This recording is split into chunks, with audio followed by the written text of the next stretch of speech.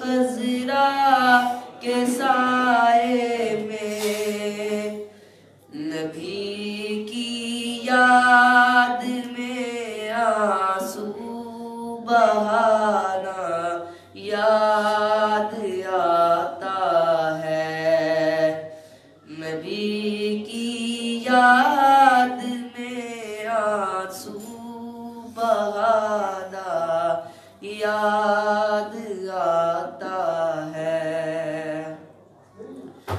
رسول اللہ کے دربار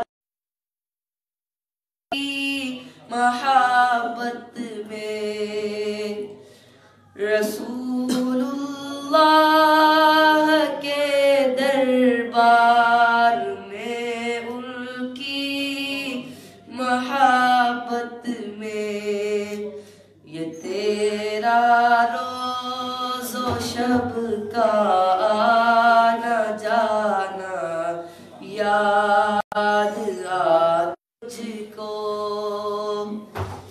اویس قرنی بولے ماں اجازت دیجیے مجھ کو، جدائی میں تڑپتا ہوں مدینہ یاد آتا ہے، جدائی میں تڑپتا ہوں مدینہ یاد آتا ہے۔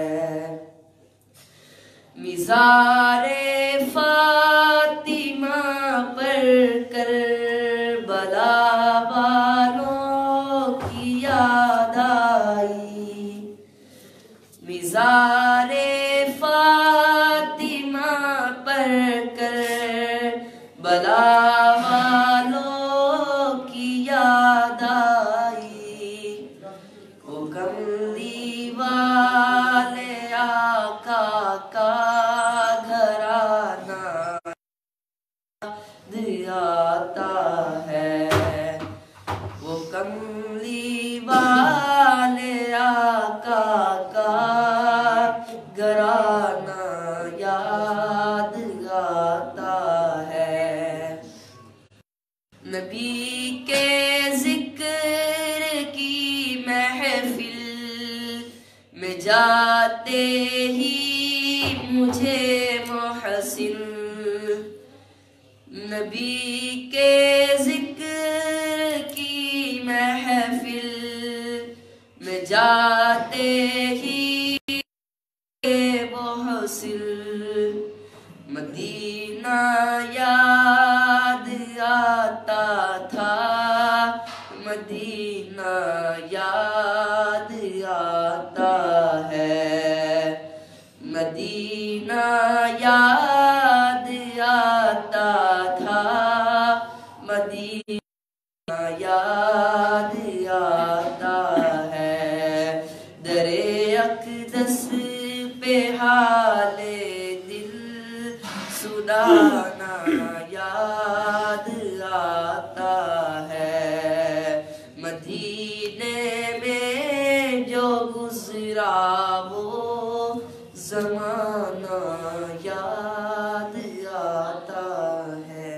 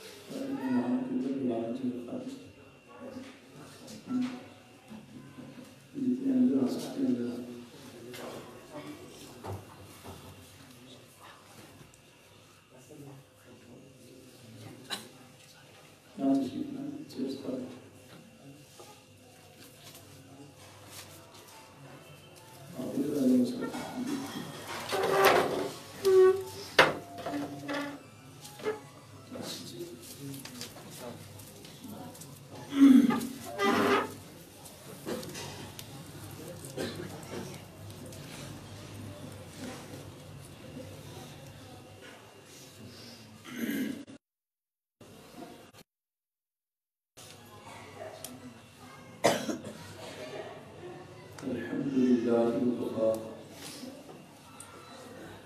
وسلام على عباده الذين اصطفى أما بعد أعوذ بالله من الشيطان الرجيم بسم الله الرحمن الرحيم إنما يوفى الصابرون أجرهم بغير حساب سبحان ربك رب العزة عما يصفون وسلام على المرسلين والحمد لله رب العالمين اللهم صل على سيدنا محمد وعلى آل سيدنا محمد وبارك وسلم۔ انسان پر دنیا میں چار طرح کے حالات آتے ہیں، کبھی خوشی ہوتی ہے اور کبھی غم ہوتا ہے، کبھی گناہ کرنے کو دل چاہتا ہے اور کبھی گناہ کر بیٹھتا ہے۔ شریعت نے ان چاروں حالات کے بارے میں تعلیمات دی۔ جو بندہ ان چاروں حالات کو جتنا اللہ کی مرضی کے مطابق گزارے گا وہ اتنا اللہ کے قریب ہوگا، اللہ کا ولی ہوگا۔ چنانچہ خوشی اللہ کا حکم ہے کہ شکر ادا کرو، زبان سے بھی شکر کرو۔ گھر میں یہ بچوں کو دیکھا الحمدللہ، لائٹ آ گئی الحمدللہ، بیوی کو دیکھا الحمدللہ، کام کا روزگار اچھا ہے الحمدللہ، ملازمت اچھی ہے الحمدللہ۔ غرض ہے کہ اللہ کی نعمتوں پہ اللہ کا شکر ادا کرتے جائیں۔ اللہ نے ارشاد فرمایا جتنا شکر کرو گے میں نعمتوں کو بڑھاتا چلا جاؤں اور اس میں اور زیادہ بڑھتی چلی جائے۔ زبان سے بھی شکر ہو، دل سے بھی شکر ہو۔ دل سے انسان اللہ کے احسان مند ہو اور پھر عمل سے بھی شکر ہو کہ اس نعمت کو اللہ کی مرضی کے مطابق استعمال کیا جائے، اس نعمت کو اللہ کی مرضی کے خلاف استعمال نہ کیا جائے۔ تو پہلی حالت خوشی کی ہے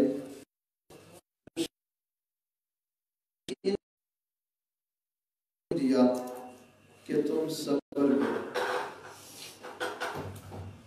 کرو گے تو اللہ اس پر تمہیں اجر عطا کرے، لیکن فرمایا صبر کا اجر بے حساب عطا کروں، انما یوفی الصابرون اجرہم بغیر حساب، بغیر حساب کے اللہ تعالیٰ صبر کا اجر عطا فرمائے۔ ہم نبی اسلام کی زندگی پڑھتے ہیں یا صحابہ کرام کی زندگی پڑھتے ہیں یا انبیاء کرام کی زندگی پڑھتے ہیں تو آزمائشوں سے بری ہوئی نظر آتی اور پتہ چلتا ہے کہ جو بندہ جتنا اللہ کا قریب ہوتا ہے، جتنا نیک ہوتا ہے، جتنا ہوتا ہے، اتنا ہی اللہ تعالیٰ کی طرف سے اس پر آزمائشیں زیادہ آتی۔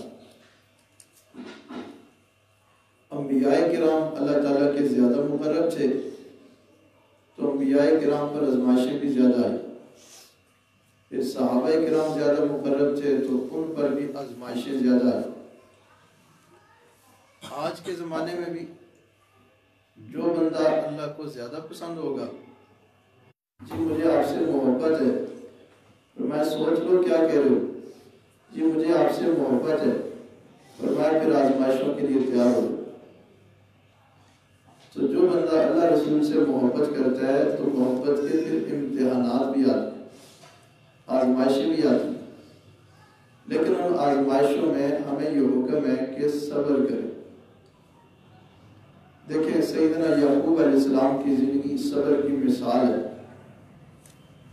آپ کے بیٹے یوسف علیہ السلام چھوٹے سے تھے تو باپ کو بیٹے سے کتنی محبت ہوتی ہے، لیکن بھائیوں نے کیا کیا کہ یوسف علیہ السلام کو بہانے سے لے گئے اور جا کر کرتا پھاڑا اور اٹھا کر کنویں میں پھینک دیا، اپنی طرف سے ان کو مار دیا۔ اور یعقوب علیہ السلام اپنے بیٹے کے فراق میں 40 سال روتے رہے۔ ایک دکھ لگ جاتا ہے نا دل میں، موت تو ہوتی ہے، لیکن اگر اس قسم کی موت آ جائے کہ بندہ آخری وقت چہرہ بھی نہ دیکھ سکے اور آخری وقت بندے کی ملاقات بھی نہ ہو سکے، تو وہ ذرا دکھ انسان کے دل میں لگ جاتا ہے۔ تو 40 سال روتے روتے آنکھوں کی بینائی چلی گئی، لیکن صبر کیا۔ کیا کہتے رہے؟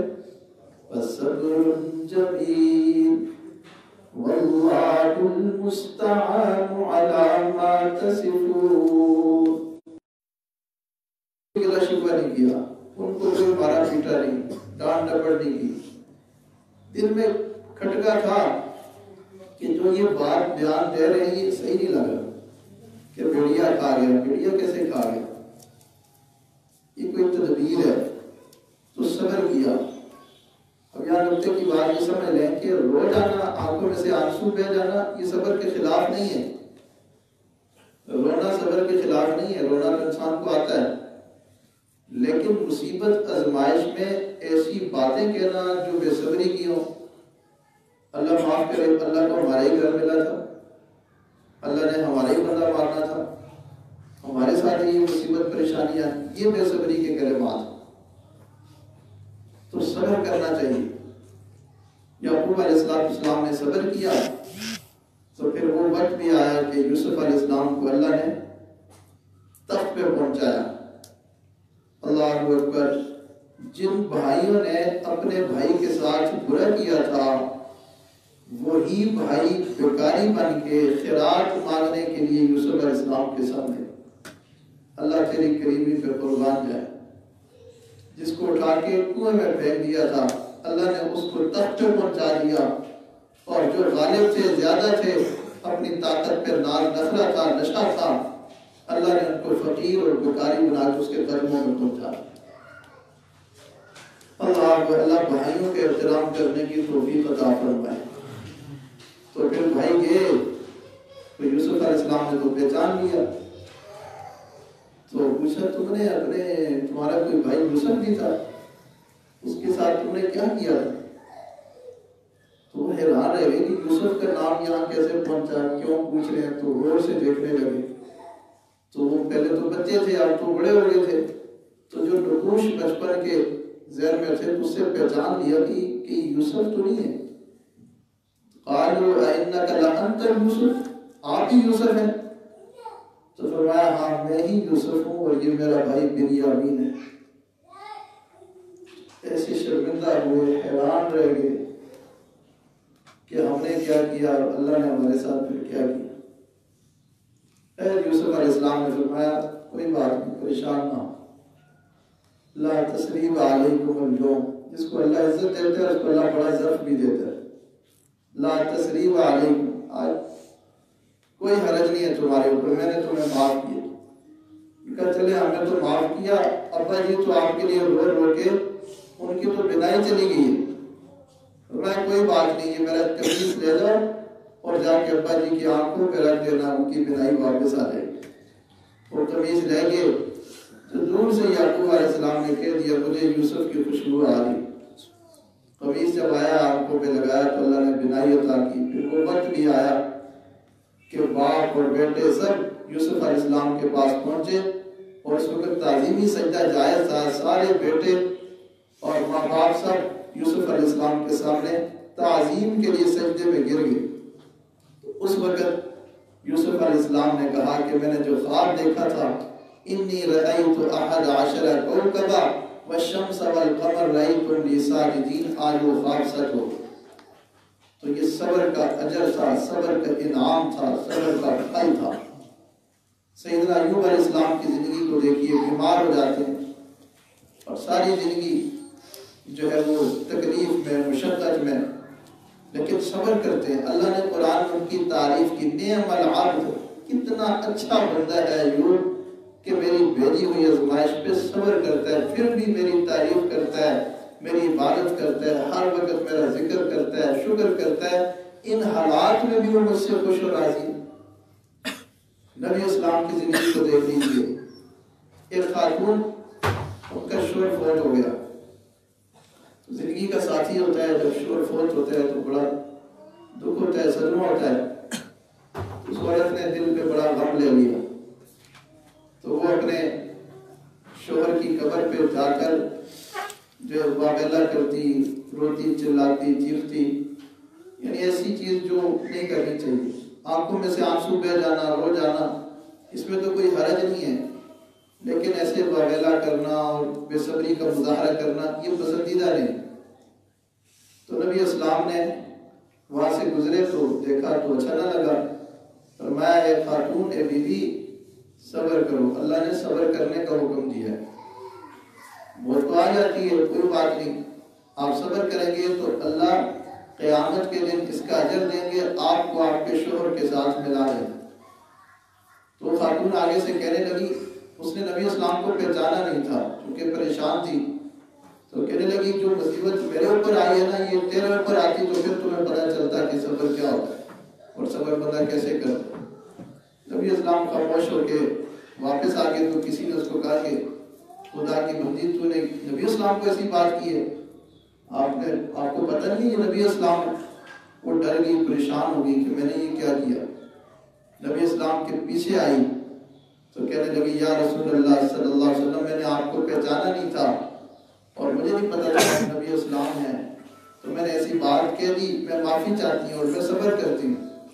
تو نبی اسلام نے ارشاد فرمایا، الصبر عند الصدمۃ الاولی، صبر تو پہلے صدمے کے وقت ہوتا ہے، اس وقت تو آپ نے واویلا کیا، ہائے فریاد کی، بے صبری کا مظاہرہ کیا، تو اب آخر میں آ کے کہہ رہی میں صبر کرتی ہوں، یہ صبر نہیں ہوتا۔ تو صبر تو موقع پر۔ اب اس خاتون کو کیا پتا تھا کہ نبی اسلام کی زندگی کیسے گزری ہے؟ اس نے کیا کہا، آپ پر ایسی مصیبت آتی تو پھر آپ کو پتا چلتا کہ صبر کیا ہوتا ہے۔ تو نبی اسلام کی زندگی کو بھی دیکھ لیجئے، آپ صلی اللہ علیہ وسلم ابھی پیدا نہیں ہوئے تھے کہ آپ کے والد اور والد دنیا سے رخصت ہو گئے۔ 6 ماہ کے، جب 5-6 سال کے ہوئے تو پھر ماں نے باپ کی قبر دکھائی کہ دیکھو یہ تمہارے بابا کی قبر ہے۔ اچھا، یہ میرے بابا تھے، یہ میرے والد تھے۔ نبی کریم صلی اللہ علیہ وسلم ان کو یاد کر کے آنکھوں میں آنسو آ جاتے تھے۔ جب 5-6 سال کے تھے اور سفر میں تھے، ابوا کے مقام پر ساتھ خالہ ام ایمن بھی تھی، تو وہاں سفر میں 6 سال کا بچہ ہے تو راستے میں والدہ کا انتقال ہو جاتا ہے۔ اب بچہ ہو، راستے میں ہو، ماں کا انتقال ہو جائے، باپ بھی ساتھ نہ ہو، کوئی بھائی بھی ساتھ نہ ہو، صرف ایک بیٹا اور وہ بھی 6 سال کا ہو، ماں کا سفر میں انتقال ہو جائے تو انسان کو کتنا دکھ اور صدمہ پہنچتا ہے۔ اس صدمے پہ بھی نبی اسلام نے صبر کیا، اگرچہ بہت گہرا دکھ تھا، گہرا صدمہ تھا، گہرا غم تھا۔ خیر وہاں نبی اسلام نے اپنے ہاتھوں سے قبر کھودی یا کھدوائی، خود بھی اس میں ہیلپ کی، اور جب والدہ کو دفن کر دیا گیا تو جو ام ایمن تھی انہوں نے کہا جی چلے آپ مدینہ منورہ چلتے ہیں، 6 سال کا بچہ ہے، ان کو لے کے مدینہ منورہ چلتے ہیں۔ تو نبی اسلام کے دل میں اتنا صدمہ تھا، بار بار ماں کی قبر کی طرف چھوڑ کے کیسے مدینہ منورہ جاؤ، ماں میری ادھر ہی ہے اور میں کیسے مدینہ منورہ جاؤں۔ تو نبی اسلام کو دکھ تھا، لیکن اللہ کی تقدیر پر پھر بھی راضی تھے، صابر تھے۔ پھر تھوڑے اور بڑے ہوئے تو دادا عبد المطلب، پیار کرنے والے، محبت کرنے والے، ان کا بھی انتقال ہو گیا۔ وہ صدمہ بھی نبی اسلام نے پھر برداشت کیا۔ پھر تھوڑے اور بڑے ہوئے تو چچا ابو طالب، جو سب سے زیادہ محبت دینے والے، پیار کرنے والے، ان کا بھی انتقال ہو گیا۔ وہ صدمہ بھی نبی اسلام نے پھر برداشت کیا۔ پھر نبی کریم صلی اللہ علیہ وسلم کی بیٹیوں میں سے 3 بیٹیاں آپ کی زندگی میں آپ کی آنکھوں کے سامنے دنیا سے چلی گئی۔ نبی اسلام نے پھر جنگ احد کے اندر اندر آپ کے چچا سید الشہداء حضرت حمزہ رضی اللہ تعالیٰ کو کس دردناک طریقے سے شہید کیا گیا، نبی صلی اللہ علیہ وسلم برداشت کیا۔ اور حسن و حسین رضی اللہ تعالیٰ کے بارے میں بھی نبی اسلام کو کچھ اشارات مل چکے تھے، اور آپ کو پتا تھا کہ میری اولاد کے ساتھ کیا معاملہ ہوگا۔ نبی اسلام نے وہ صدمہ بھی برداشت کیا۔ نبی اسلام کے سامنے کتنے جان دینے والے صحابہ کرام شہید ہوئے، احد میں، بدر میں، دیگر جگہوں میں۔ نبی اسلام نے وہ صدمے بھی برداشت کیے۔ نبی اسلام نے کفار کے پتھر بھی برداشت کیے۔ نبی اسلام نے کفار کے تانے گالیاں بھی برداشت کی۔ نبی اسلام نے کفار کی وہ کوجڑیاں جو نماز پڑھتے وقت کمر پہ لا کے رکھ دیا کرتے تھے وہ بھی برداشت کی۔ تو آقا علیہ السلام کی تو زندگی کا ایک ایک دن آزمائشوں سے اور صبر سے بھرا ہوا۔ تو وہ خاتون کہنے لگی آپ پر کوئی مصیبت آتی تو آپ کو پتہ چلتا صبر کیسے کرتے، اس کو کیا پتہ تھا یہ تو دونوں جہانوں کے سردار ہیں اور ان کی زندگی تو آزمائشوں اور دکھوں سے بھری ہوئی۔ تو اس لیے آزمائشیں آنا کوئی ایسی بات نہیں ہے، لیکن یہ ہمارا امتحان ہے کہ ہم اس امتحان میں پاس ہوتے ہیں کہ فیل ہوتے ہیں۔ ایک خاتون کے بارے میں آیا کہ ہمارے حضرت واقعہ سنایا کرتے ہیں کہ ایک خاتون طواف کر رہی تھی اور طواف کرتے ہوئے کہہ رہی تھی یا اللہ میں تیری رضا پہ راضی، یا اللہ میں تیری رضا پہ راضی، یا اللہ میں تیری رضا پہ راضی۔ کسی بزرگ نے کہا کہ خاتون تو یہ جملہ کیوں بار بار دہراتی ہے؟ تو اس خاتون نے پھر ٹھنڈی آہ بھری اور اپنا قصہ سنایا۔ کہنے لگی میرے 3 بیٹے تھے اور میں تندور پہ روٹی لگا رہی تھی۔ اللہ ایک چھوٹا بچہ تھا جس کو میں نے اپنے پاس تندور پہ ساتھ بٹھایا۔ 2 بچے میرے کھیل رہے تھے، تو جو کھیل رہے تھے ان میں جو بڑا بچہ تھا اس نے چھوٹے سے کہا کہ تمہیں پتہ ہے عید والے دن ابا نے قربانی کی گائے کیسے ذبح کی تھی؟ آؤ میں تمہیں بتاؤں۔ اس نے کہیں سے چھری اٹھا لی، وہی گائے ذبح کرنے والی چھری، اور چھوٹے بھائی کو لٹا کے اس کی گردن پہ چھری پھیر دی۔ اس کی چیخ نکلی، وہ تڑپا، تو میں دوڑ کے گئی کہ بیٹے کو کیا ہو گیا؟ تو آگے جو ہے بیٹا اس کی جان نکل رہی تھی اور آخری لمحات میں تھا۔ خیر میں نے اس کو اٹھایا اور چارپائی پہ ڈالا، تو جو بڑا بیٹا تھا وہ بھاگ گیا ڈر کے کہ ماں مارے گی۔ میں واپس آئی کہ چھوٹے بچے کو اٹھاؤں تو اتنی دیر میں وہ تندور میں گر گیا اور وہ بھی جل گیا اور وہ بھی فوت ہو گیا۔ اس کو میں نے نکالا، 2 بچوں کی لاشیں میں نے چرپائی پہ رکھی، تو اس کے بعد میں نے سوچا کہ اب تیسرے کو جو تلاش کروں وہ کہاں ہے۔ اس کو جب تلاش کرنے لگی تو پتہ چلا وہ جا کے کسی لکڑیوں کے ڈھیر میں جا کے چھپا تھا اور وہاں سانپ تھا زہریلا، اس سانپ نے اس کو ڈسا تو وہ بھی فوت ہو گیا۔ 3 میرے بیٹے تھے، تینوں ایک ہی دن ایک ہی وقت میں اللہ کو پیارے ہو گئے، تو میرے دل پر بہت صدمہ تھا، بہت دکھ تھا۔ تو خیر ان کے میں نے تجہیز تکفین کروائی، جنازہ پڑھ کے ان کو دفنا دیا۔ اب میں دکھی تھی تو میں نے کہا چلو اب اللہ کے گھر چلتے ہیں، عمرہ کرنے آئی ہوں اور اب طواف کر رہی ہوں اور میں اپنے اللہ سے کہہ رہی ہوں اللہ میں تیری رضا پہ راضی، اللہ میں تیری رضا پہ راضی۔ تو ایسے ایسے لوگ بھی ہیں جن پہ ایسے ایسے صدمے آتے ہیں، ایسے دکھ آتے ہیں۔ زلزلے کے زمانے میں اللہ اکبر جو اوپر کے علاقوں میں لوگ گئے ہیں ان لوگوں سے ملے تو پتہ چلتا تھا ایک گھر ایک دن میں دنیا سے چلے گئے، شہید ہو گئے۔ ایک گھر کے ایک خاندان کے 50 لوگ، ایسے ایسے دکھ لوگوں پہ آتے ہیں اور آئے ہیں، لیکن صبر کرنے والے پھر بھی صبر کرتے ہیں۔ اللہ اکبر کبیرہ۔ ایک واقعہ اور سنا کے بات کو ختم کرتا ہوں۔ ایک صحابیہ تھی، ان کے شوہر کہیں جا رہے تھے تو جاتے ہوئے یہ کہہ گئے کہ دیکھیں آپ نے میرے آنے تک گھر سے کہیں جانا نہیں ہے، شوہر کا حکم ہوتا ہے بیوی کے لیے اس کو پورا کرنا ضروری ہے۔ تو وہ گھر پہ رہی، 7 پڑوس میں ان کے والدین کا گھر تھا، تو اطلاع ملی کہ آپ کے والد صاحب بیمار ہو گئے، لیکن انہوں نے سوچا کہ شوہر کا حکم تھا میرے آنے تک آپ نے کہیں نہیں جانا، تو اب تمہیں نہیں جا سکتی۔ تو نبی اسلام کو پیغام بھیج کر مسئلہ پوچھا کہ میرے لیے کیا حکم ہے؟ فرمایا تیرے شوہر کا حکم ہے تم گھر میں رہو، تم نہ جاؤ، بیماری پہ نہ جاؤ۔ اس نے صبر کیا خیر اس کے بعد اطلاع آ گئی کہ والد صاحب بہت سیریس ہیں. پھر مسئلہ پوچھا تو حکم ہوا کہ نہیں گھر میں رہو. پھر صبر کیا. پھر اطلاع ملی کہ والد صاحب کا انتقال ہو گیا. پھر مسئلہ پوچھا.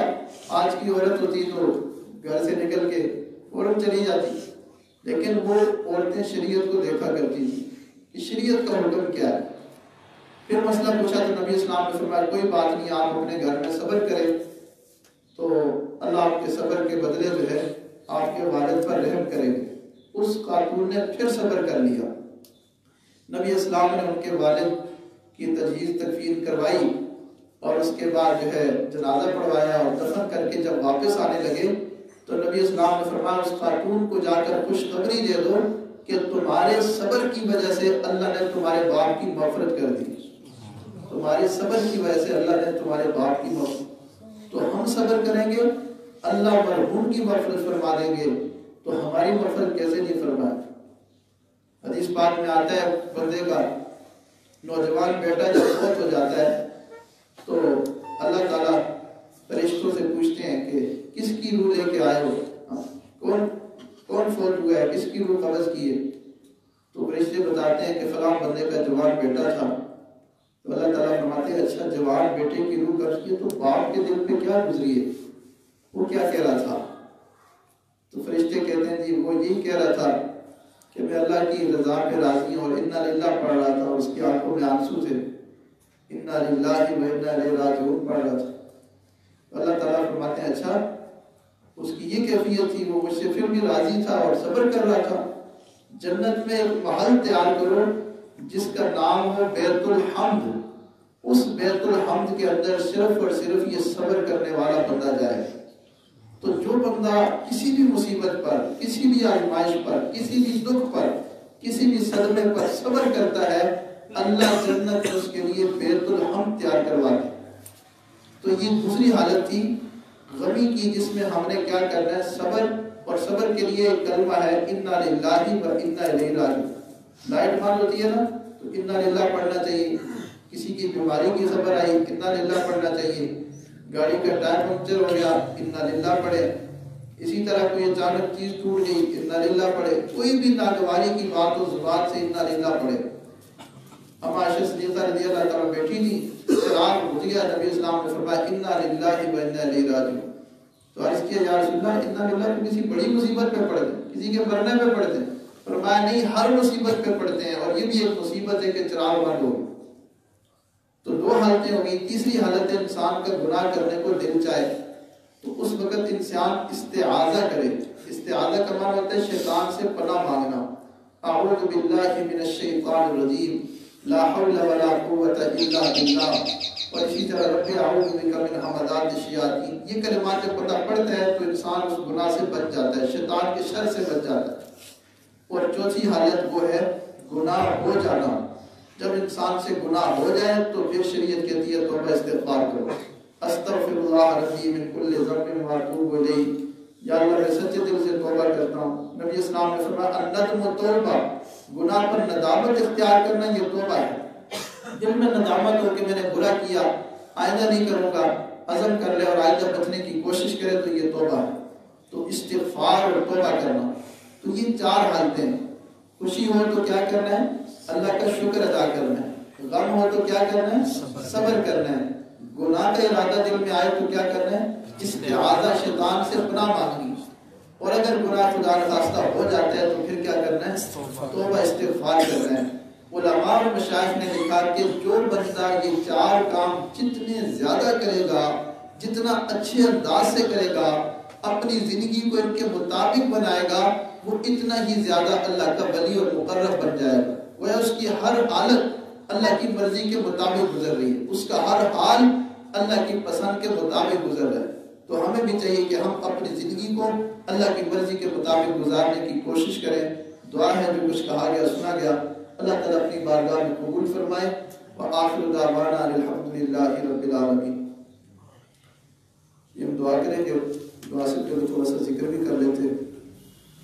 ہمارے سلسلہ عالیہ نقشبندیہ میں دل کا ذکر کیا جاتا ہے، قلبی ذکر جس کو ہم مراقبہ بھی کہتے ہیں. تو سارے بھائی ساری بہنیں آنکھوں کو بند کر لیں، سر کو جھکا لیں. دنیا کے خیالات رحمت آ رہی ہے، دل میں سما رہی ہے، دل کی ظلمت اور سیاہی دور ہو رہی ہے، اس کے شکریہ میں کہہ رہا ہے اللہ اللہ اللہ۔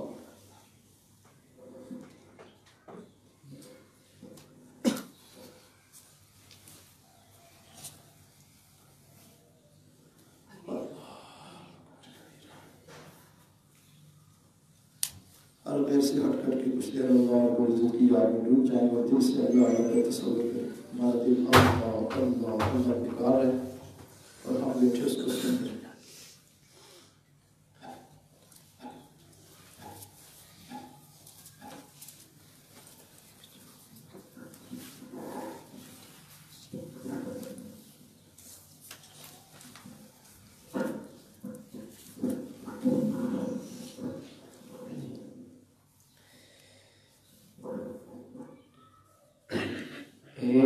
رات مشکل کالی قبر دی، رات مشکل کالی قبر دی، کرگن تیاری آنکھیں سفر دی، رات مشکل جائیں جاتے سے اترے اندھیرا، ناگاہ اٹھوان لایا تیرا، جائیں جاتے سے اترے اندھیرا، ناگاہ اٹھوان لایا تیرا، کڈ کڈ دیکھو سن بکیاں تیزیرا، کڈ کڈ دیکھو سن بکیاں تیزیرا، چھک چھک چرے سن چربی جگر دی، رات مشکل کالی قبر دی، رات مشکل ماواں دے بچڑے کئی تھی جداگن، کئی کل دے ان پھل گماگن، ماواں دے بچڑے کئی تھی جداگن، کئی کھل دے ان پھل گماگن، سجنا دے کولوں اج مول کاگن، سجنا دے کولوں اج مول کاگن، لگ گئے شکل جو دل نہیں نظر دی، رات مشکل اے موت کہیں کو بھی نہیں چھڑے دی، آدھی جو سر دے مہلت نہیں دی، اے موت کہیں کو بھی نہیں چھڑے دی، آدھی جو سر دے مہلت نہیں دی، بس دے گھراں کو جندرے مرے دی، بس دے گھراں کو جندرے مرے دی، رب دے سوا کہیں کو بھی نہیں چھڑے دی، رات مشکل کئی بادشاہ دھرتی لے دے، فرعون وانگو آکڑ لکھیں دے، کئی بادشاہ دھرتی لے دے، فرعون وانگو آکڑ لکھیں دے، آیا غضب جو گے ہاتھ ملے دے، آیا غضب جو گے ہاتھ ملے دے، رب ہے بندہ گردن فخر دی ہے رات مشکل کالی قبر دی ہے رات مشکل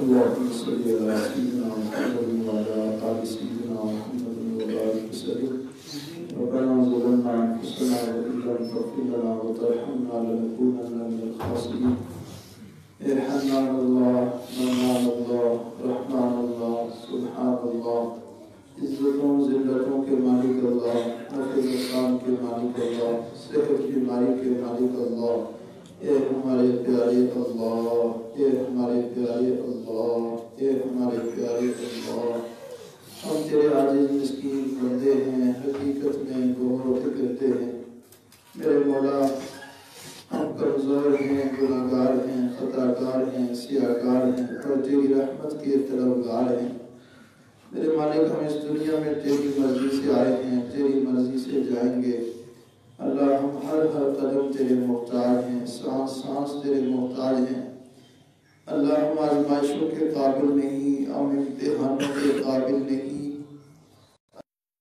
مصیبتوں کے قابل نہیں اللہ ہمارے لیے آسانی فرما اللہ ہمیں آزمائشوں سے محفوظ فرما اللہ جو آزمائشیں تیری طرف سے مقدر ہیں ان میں ہمیں سرخرو فرما ان میں ہمیں کامیاب فرما اللہ ہمیں کامیاب فرما ہمیں پاس فرما اے میرے مالک ہماری زندگی کے سابقہ چھوٹے بڑے تمام گناہوں کو معاف فرما آئندہ پکاری پرہیزگاری کی زندگی گزارنے کی توفیق عطا فرما آخرت کی تیاری کرنے کی توفیق عطا فرما اپنی رضا والی زندگی نصیب فرما اپنی پسند والی زندگی نصیب فرما اے میرے مالک ہم سے خوش اور راضی ہو جا یا اللہ آج ہم سب بچے جوان بوڑھے مرد عورتیں اللہ یہاں جمع ہوئے ہیں اپنے بہت ہی مشفق بہت ہی مہربان بہت ہی قابل احترام اپنے حاجی فقیر حسین صاحب رحمہ اللہ رحمت واسعہ کے اظہار سلام کے لیے